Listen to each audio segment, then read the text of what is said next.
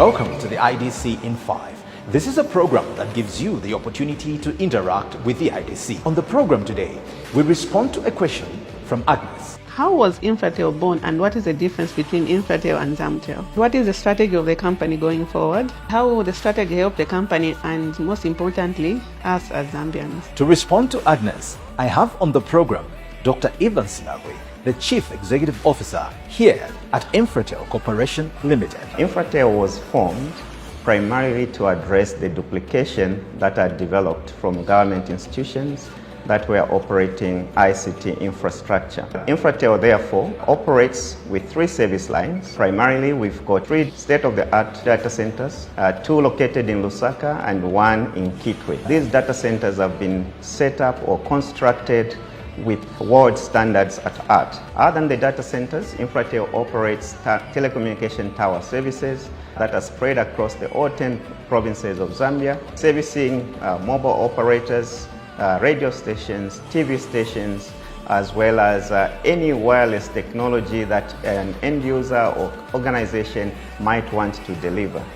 We've also optimized within the IDC group and synergized with Fibercom, that is part of ZESCO, that has run an extensive optic fiber network. Now this completes our chain of service portfolio, being able to host customers in our data centers, transmit using the optic fiber that's owned by Fibercom, and being able now to get to the end users via the wireless infrastructure that Infratel provides.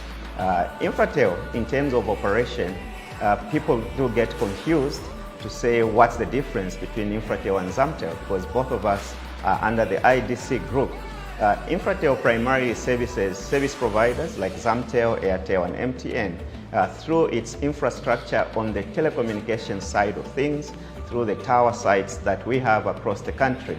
So in this case, Zamtel is a customer to Infratel, just like their other operators are customers to Infratel. So Infratel therefore has become very key to the growth of government's agenda of taking digital services very close to citizens.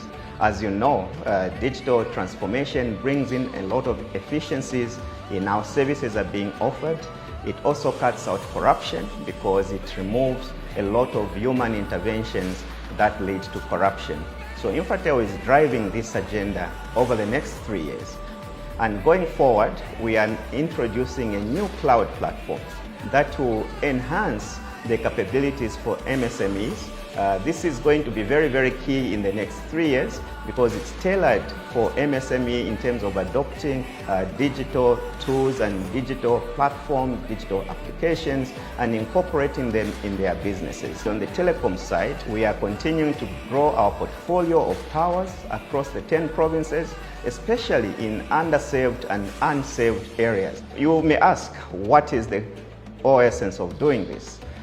When you look at the bigger picture, the contribution to the GDP of ICTs has been growing.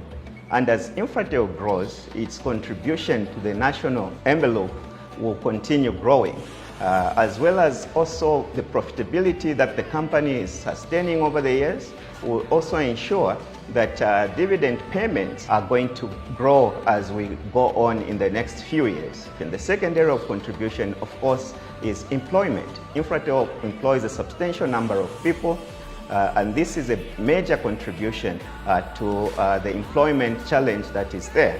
Infratel is going to be at the center and at the nexus of everything that's going on in this country. And on top of that, we are incorporating new technologies.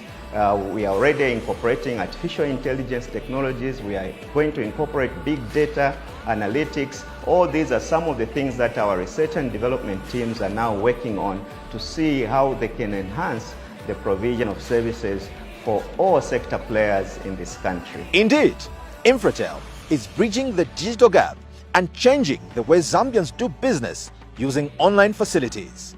This is Charles Chulu, and I'll see you in the next conversation.